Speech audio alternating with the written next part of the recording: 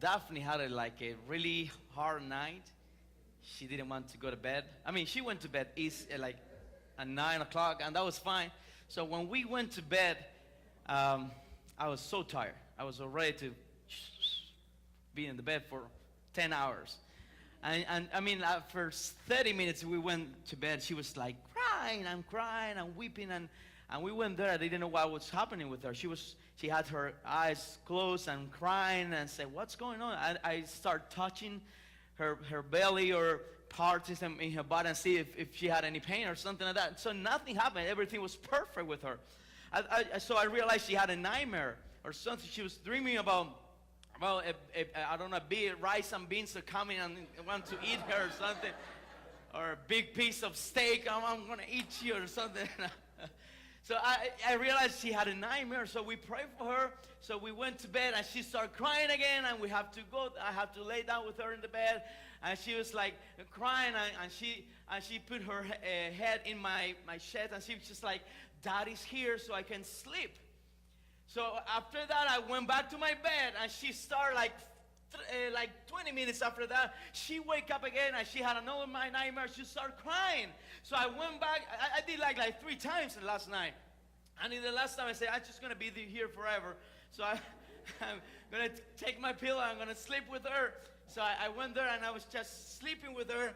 And I realized I was like 2 or 3 hours that I was there without, I couldn't sleep. She was like trying to find her way to sleep, and I realized something. That was 3 hours, 2 or 3 hours that I had with my father. And every time that I was with her, Father was saying me, "I'm here with you." And I realized when I was with her, sleeping with her, I was hugging her. When she wake up, just like I had a nightmare, so she hugged me and said, even with my nightmares, if my Father is right here with me, if Papi is right here with me, I don't have to be afraid. So when she wake up at night, she said, I feel alone. She's going to cry out to my daddy, because I know he can leave everything he's doing and come back and come with me and sleep with me all night. So I went with her, and I felt so secure. She was like touching me. I said, "He's here." So he's here. If he's here, I'm fine. If he's here. So I just was feeling last night that if Father is with you, it's just, if he's just with you, you don't have to be concerned. You don't have to be afraid. But something came to my mind when I was preparing this message. And I'm really concerned about people in church. I'm really concerned about people in church. I mean about Christians. I know people outside, they have to find a way to come back to Father. But I'm concerned about people that already have the Father. You already know your Father. You already know Jesus. I'm really concerned about us. And I'm concerned about many things, but there is something that I'm really concerned. And I was thinking last night about restoration. And I said, "Thank you, Father, for restoration. Thank you for restoration." And something came to my mind. Papa said, "I really don't like to restore you. Why do you have to wait until that point to come to me? I love to fix you, but I don't like to restore you. Because if I'm going to fix you, I just have to adjust you. But if I have to restore you, you are broken."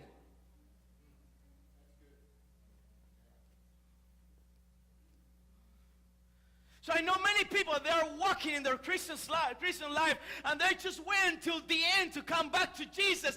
And Jesus will have to restore and restore. Thank God he can restore us. Thank God he can do it. But why do we have to wait until that point to come back?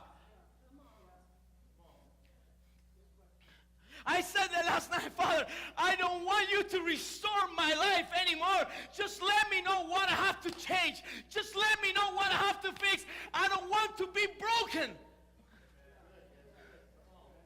I don't know if it makes sense to you, but I was thinking about that. I mean, look at this. We ask for healing. Why? Because we are sick. Something happened in the process from being healed to be sick. So that bitter process is the process that we have to say, "Why do I have to do it? I don't want to be healed."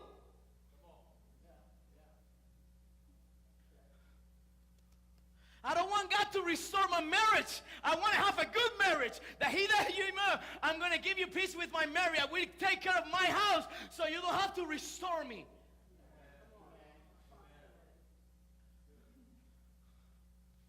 I don't know if it makes sense to you. So I just want to be healed. No. Take care of your body so you don't have to be healed. Something happened in the middle process that we have to step. You know what? I like Mr. Potato because if something happened with him, I can fix it. You know, I fix you. If you have something going on in your life, I can just fix you. But if you let the enemy come and start tearing you apart, I don't have to fix you. I have to spend time that you can be doing things in your life. I have to spend time taking your pieces and trying to put you together because you did that wrong. So I have to restore you. I'm losing time. You could be doing great things right now, that because you.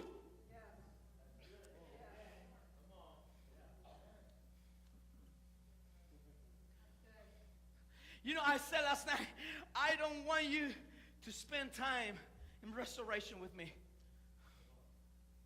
I just want to be ready. If you need me right now, I don't want you to restore me. Let me know when I'm doing something wrong so I can switch it. I can fix my life so you don't have to, I don't have to get to that point that you have to say, so I have to stop. You know what restoration means?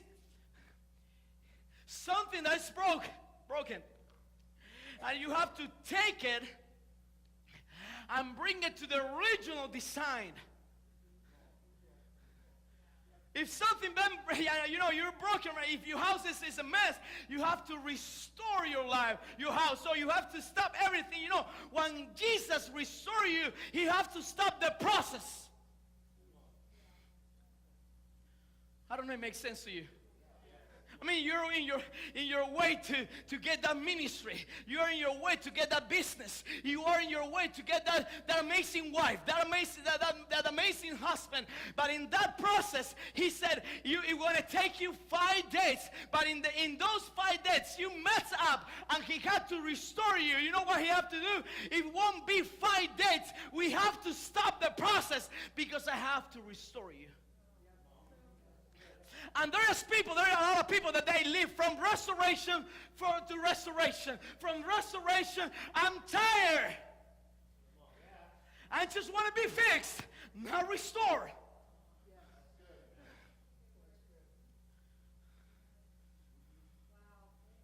I don't know if it makes sense to you guys.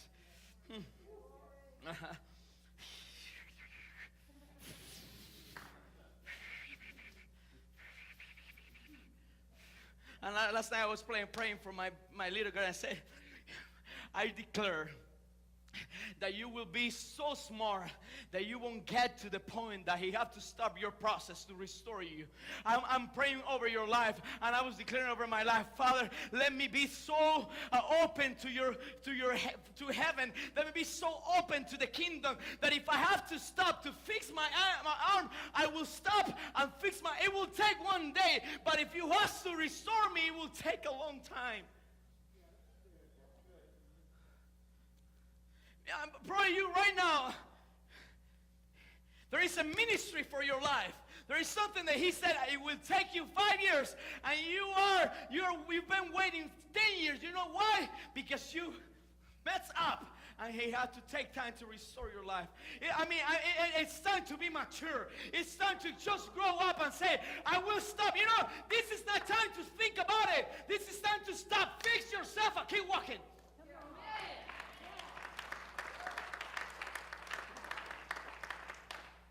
You know what's the problem? We have a lot of childs in church. A lot of kids.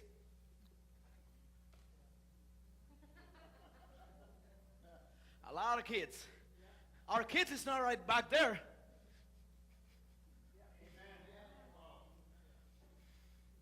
We have a lot of kids right here, right now. You, me. And sometimes I have to say, Daphne, don't put your fingers in the outlet. It's gonna change your atmosphere. Gonna change your body. And she doesn't understand. So she go back there and she like, And the father is, I tell you, you got it now. Why do we have to wait until that point? Because you're a child. You are a child. You have to wait. You have to experience the brokenness. You have to experience to be bad. You have to experience without money. Be wise now, guys. Don't wait. And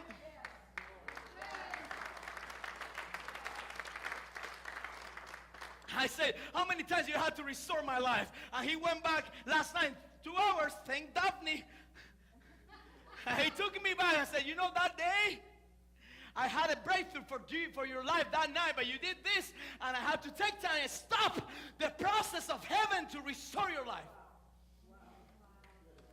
You know how many times he had to stop the process of this church to restore it?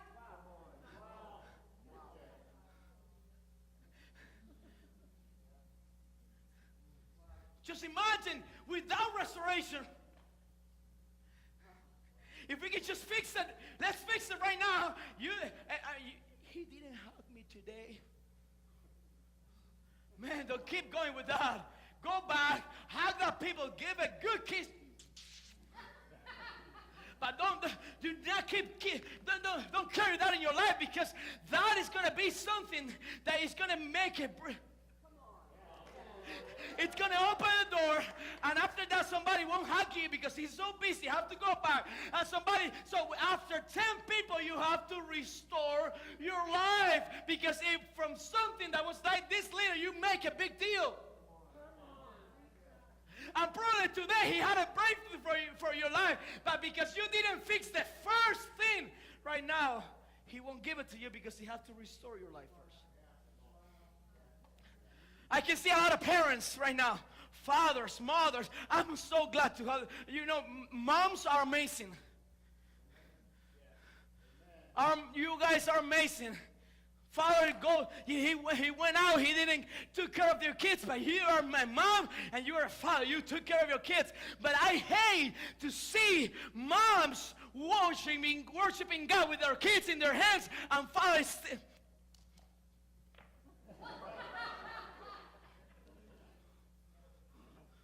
Father, my God, I like that Facebook page. Oh my God, let me like this. You know what you're doing right now in that moment? You're stopping the process of your family. Because he have to come back and say, we have to restore you, because when I had that breakthrough that Sunday morning, but because you were liking in Facebook, whatever you were looking in Facebook, I couldn't give it to you. I couldn't give it to your family, because I had to restore you.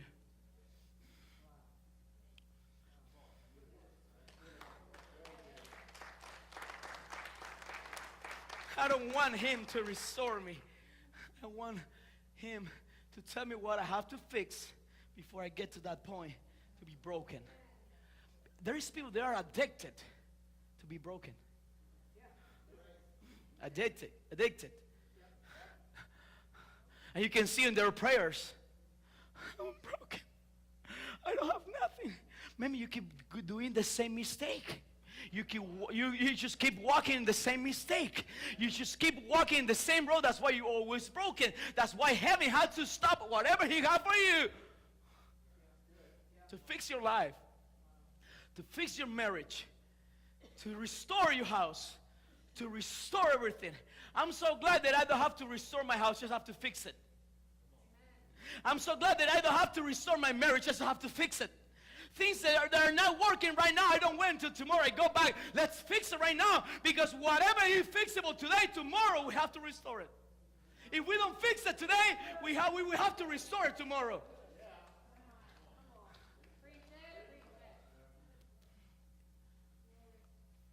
Grow up! Let's grow up together. Let's grow up together, guys. He has a lot of things for this church. There is a movement that he's been preparing for. But I know for sure that I'm here for the reason. I'm not here for. And we are getting so close. And I was feeling right last night that in this church in 57 years, we've been just one step And in the last step, we messed up again. You have to say, it was just one step away, just one service, just one prayer, just one son, and you will get it. But because you, let me take you, go back, restore your life. This is not a good position for your hands. It goes right here. It goes right here, and right here, right here. And it's been 3 years after the 3 years. So I restore you so you can walk right now. So one step more.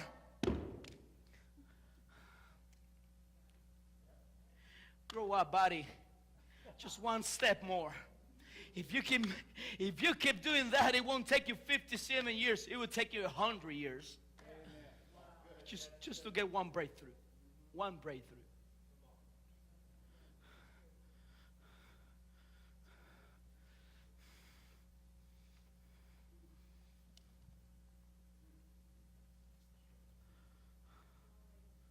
I don't know if I have to keep going with this. But I'm so concerned about churches. I'm so concerned about people like Christians that they're so broken. You know what happened with the broken guy? Okay, can you come up here, sir? You know what happened with the broken guy? Somebody that's broken? There's no way you can touch it. His body hurts a lot. There is no way that you can heal him. Because there is always a wound everywhere you go. It's broken.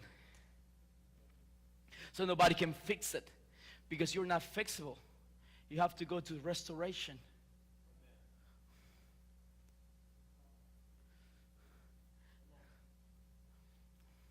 Thank you, sir.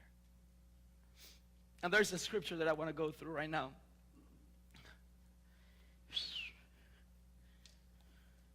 Can you smile like?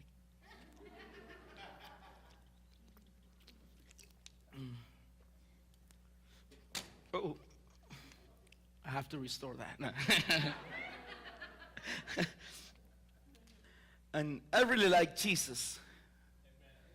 I really like. I don't know about you, but I know you. I think he's a good guy. I don't know. He's amazing. I really like Jesus, but I really like Peter too. Pedro. You know what happened with Peter? The difference between Peter and John? If the John was fixable. But Jesus have to restore Peter, I don't know how many times. John just got it. He got it. He just got it. You're my Savior. You're my friend. So I'm gonna lay down my head into your chest. You know, when he was at the cross, he said, "This is your son, your mom. This is you take care of my mom." He got it. There was no time in the Bible that Jesus said something. You know, John, you're like this. No. But Peter was the one that he has to restore every time. You messed up right here, I have to go back and restore you. You have to restore you. I have to restore you. I have to restore you. I invite you to walk on the water. You mess it up. I have to go back and restore your life. You did this wrong. I have to go back and restore your life. I tell you, Peter, don't use your knife. Don't. Knife, ear, no. It doesn't match. In the kingdom, knife, ear, no. Don't cut it. Do not cut it. No lo cortes. No lo cortes. What he did? Knife. It's like a child. Don't do it. Do not do it. So you take it. Now I have to go back and teach you. Don't do it. But people will go back there. There is a point that you're going to mess up because it's not going to be 110 folds. It's going to be 33,000. And you will die. Because kids, they don't learn. Sometimes they don't learn. Sometimes they have to experience it. And I like Peter because it gives me hope because I'm like him. And I'm not like John. I'm like Peter. Last night I learned I went back. I said, I learned right now that I don't have to be restored. I just have to be fixed. So I learned that. But this Jesus had 3 circles in his life. 3 circles. He had the multitude, the crowd. He had his 12. And he had 3 best friends. He had the multitude, the 12, and the best friends. Multitude means my blessings. 12 means my time. But the 3 means my heart. You know what? It's so easy to restore your blessings, to restore your time, but it's so hard to restore your heart. And you know what happened with the people in the church? That they just open their heart for everybody. And you give everybody the right to come and mess up with your heart. So they go back to their mess, and you have to be restored. Because you just open your heart for everybody. And I like Jesus. He said, you know what? I love everybody. I love everybody. The 5,000, the 12, and the 3. I love everybody, but you guys won't have my heart. I just share my heart with the 3 friends, especially John. He was the only one, the only disciple that had the opportunity to go to hear his heart. None of the 12, none of the 5,000, just Johnny. But I like this. You know what happened? For 3 years, let me read the scripture. Matthew chapter 26. Peter sat outside in the yard, and a young servant girl came to him. She said, you were also with Jesus, who is from the country of, I said that, Galilee? But Peter lied in front of all of them, saying, I do not know what you're talking about. I don't know what you're talking about. After he went out, another young servant girl saw him, and she said to those standing around, this man was with Jesus of Nazareth. Is that correct? Again, he lied and swore, I do not know this man. And after he lied, after a little while, some of the people staying around come up to Peter and say, for sure, you're one of them. you should speak like them. You look like them. And I said, then he began to curse. And he said, I do not know this man. And what happened? The rooster what? Crow.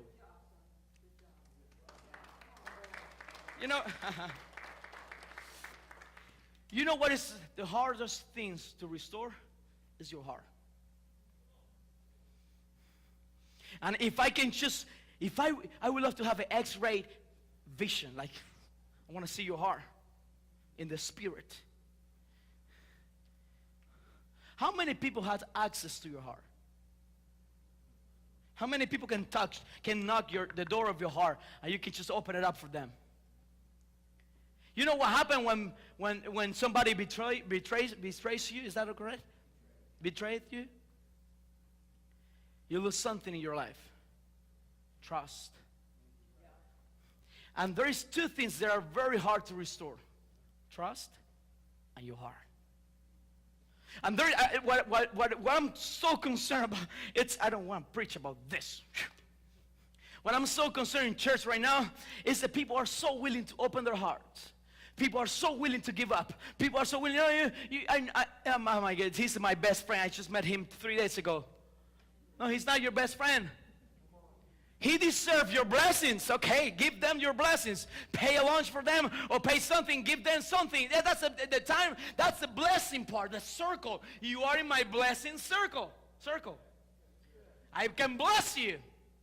I have somebody that's really close to me. You can have my time. I'm going to spend time with you. I'm going to know you. I'm going to know whatever you want. But nobody have access to my heart. You have to be, I have to watch you. I have to make sure, because if you break my heart, it will be,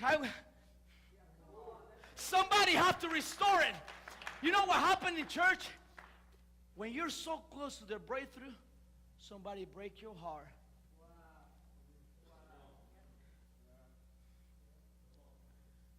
And when somebody break your heart, something happened. Somebody, when they break your heart, they break your trust. And when they break your heart, they break your trust, you're not fixable. No way I can fix you. I have to take it and restore you again.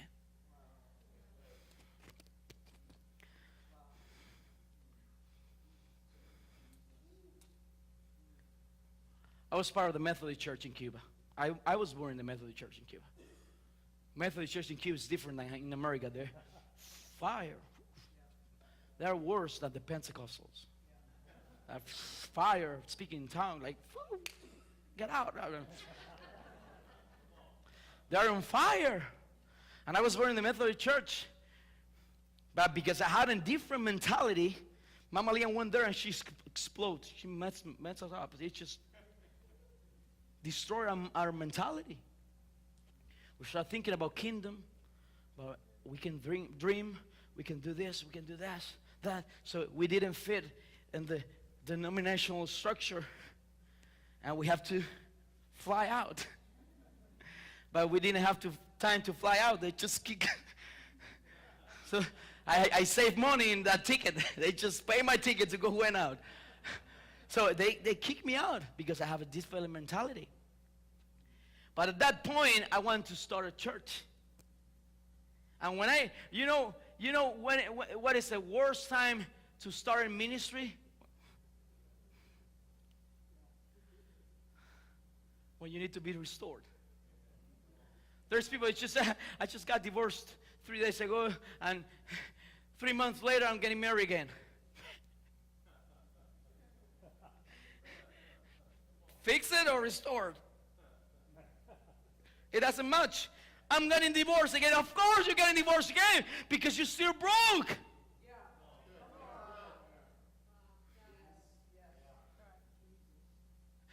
I want to start, Pastor. I want to start a ministry right now. I want to come to this church. I want to accept you as my pastor. But, my last pastor, he did this to me. No. You cannot do nothing in this church. You have to be restored first. Because if you keep doing things broken like that, you're just going to bring the same experience that you had to this house. So I have to wait a year, and he had to restore my life. He had to restore all those things. When I was ready to start a church, when I called the Methodist church my mom.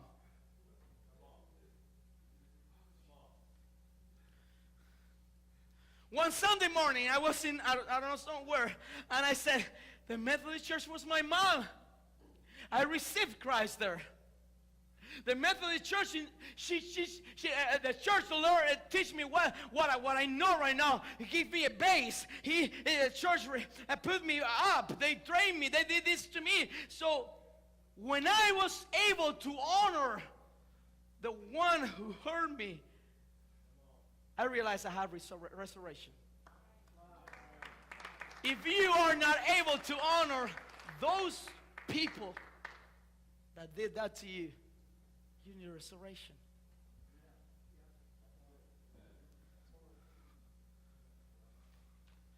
So do you know what happened with Peter? He messed up. Right there. Today I'm going to tell you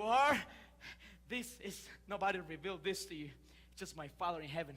You are the rock, and I'm going to put, and you're the church, and everybody over this revelation. Johnny didn't have it. It was not Johnny, it was you. Jesus celebrated him and said, I'm going to heal your mother-in-law. Peter said, oh, are you sure? She can die. And Jesus said, just kidding. He said, I'm going to heal your mother-in-law. I'm going to do this for you. Before you spend 3 years for me, you look at what Jesus did for him. He said, you need money to take care of your family. You know what I'm going to do? I'm going to do a miracle of provision. So you can be with me 3 years. I'm going to give you enough fish to sell so you can be here with me 3 years and you don't have to think about your family. So he went with Jesus, and Jesus said, right here, right now, it's a miracle. He provides everything for Peter. It was not an enemy. It was Peter, his friend. I'm going to provide everything. I'm going to heal your mother-in-law. I'm going to make you walk on the water. I'm going to do this. You are the rock. I'm going to tell everybody over this revelation. I'm going to put my church. And after that, he messed up. You know what happened after the rooster crowed? You know what Peter did? He just went back to the same position when everything started. That's what happened when you're broken. When you're broken, you just have to go back to the same position where he found you.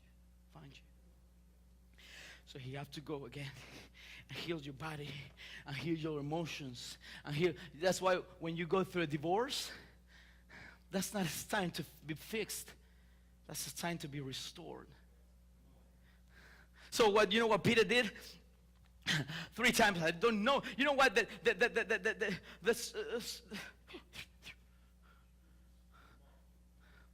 He didn't. You know, Judah. Like Judas. What he did was not compared to Peter.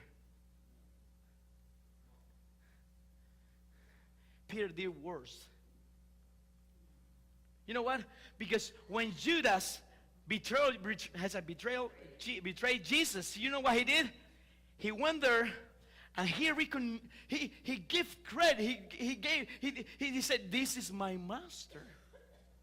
So he gave credit to his master, to his teacher, the Savior. He didn't say, "I don't know this man." He didn't say, I don't like him. He didn't say, I don't look like him. I don't want him. He said, "This is the one." And he kissed his. And he said, "This is my master." So that brings honor. So when he betrayed Jesus, but he gave honor to Jesus. But Peter, he did worse. You know what is the difference between Peter and Judas? One just went back to the same place, and the other, he killed himself. And there's 2 people in the church right now. Somebody needs restoration. They said, "I don't have the time to go back.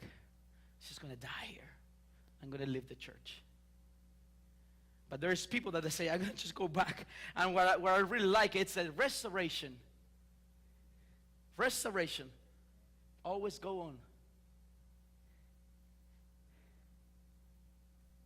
With Jesus preparing a meal for you. Peter went to fish. He was fishing over there, and Jesus said, "You betray me, huh?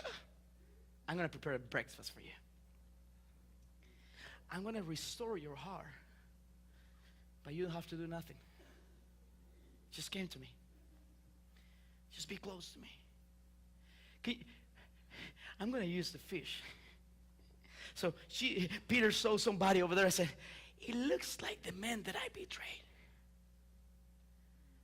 And Peter saw sickness. Peter saw sorrow. And Jesus saw restoration. I just want to wait for you here. I'm going to restore your life in a couple of seconds. When he came, I imagine Peter like this, waiting for the phrase, "I tell you." And Jesus said, "Do you love me?" Can you imagine that? Can you imagine that? Somebody you failed, so you betray somebody, and "Do you love me? Do you love me, Peter?" "Yes, I do." "Do you love me?" Sometimes we think about Jesus said that because Peter was not paying attention to Jesus. But if you go back to the Bible, he said that he said 3 times that he didn't like Jesus. "I don't know you. I do not know who you are." And Jesus had to say 3 times to restore whatever you said. You said it 3 times that you don't know me. I'm going to ask you 3 times if you know me, so I can restore whatever you said. Peter, do you love me? Yes, I love you. Peter, do you love me? Yes, I love you. Peter, do you love me? Yes, I do. I love you. And look at what he said. I'm going to give you back because you received restoration. I'm going to give you back everything you said no. Everything everything you destroyed in the beginning, I'm going to give it to you back. Let me tell you, I feel this is a time of restoration for your life. This is a time of restoration for your marriage. This is a time of restoration for everything you're going on right now. It is the time of restoration. Peter, do you love me? Yes, I love you. Peter, do you love me? Yes, I love you. Peter, do you love me? Yes, I do. I love you. So now you restore. You can go back and do everything that I call you to do. I don't think family of faith is like this right now. I don't feel. I don't see it like this. I think he's been in this 3 years, putting things in place. Like, I'm going to put you right here. I'm going to put you right here. Oh, you don't fit there. I'm going to put it right here. Oh, no. Oh, yeah, right here. So right here. Let me see. It's not okay. Right here. FFCC, you're ready. You're ready. I restore you. Do not make the same mistake.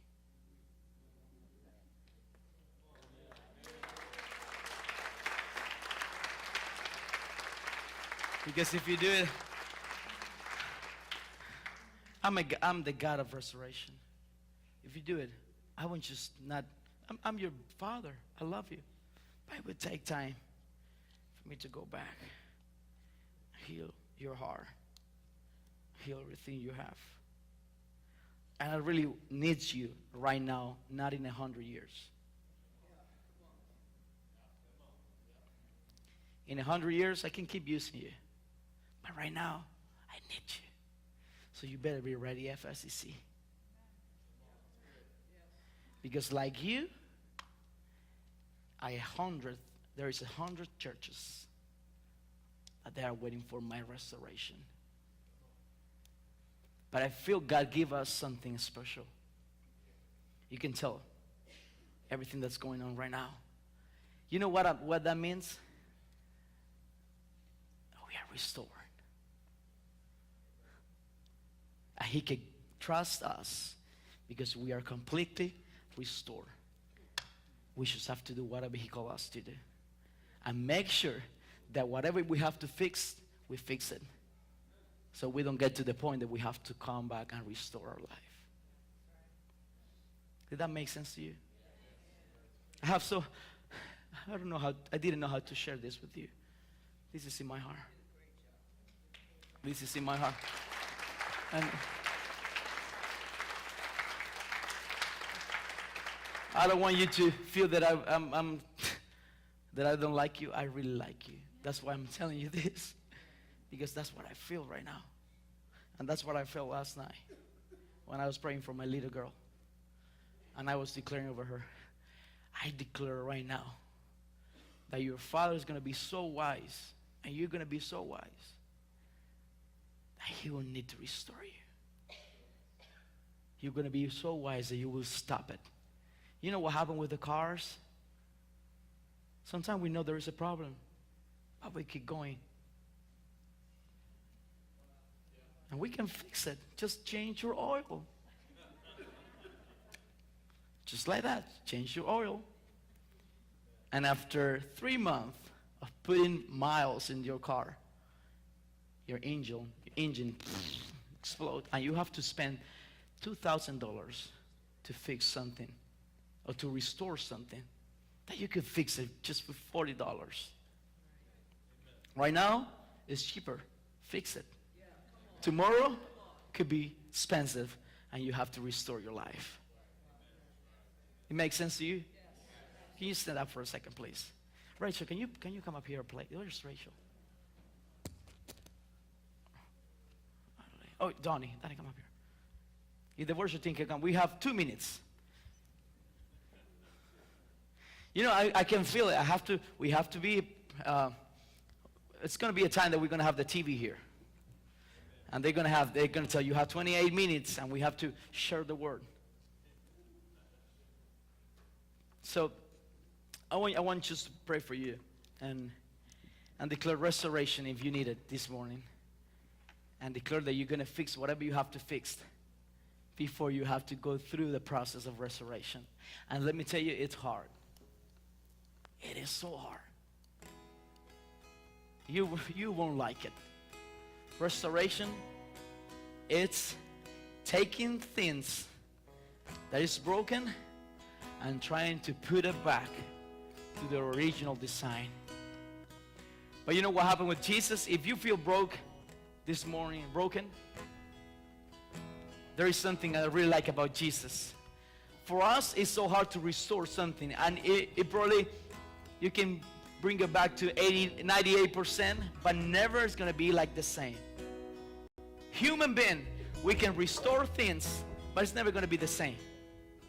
But what I like about Jesus, when he restores you, he can do even better. He can do it even better. If you're here this morning and you say, I need restoration, just lift your hands.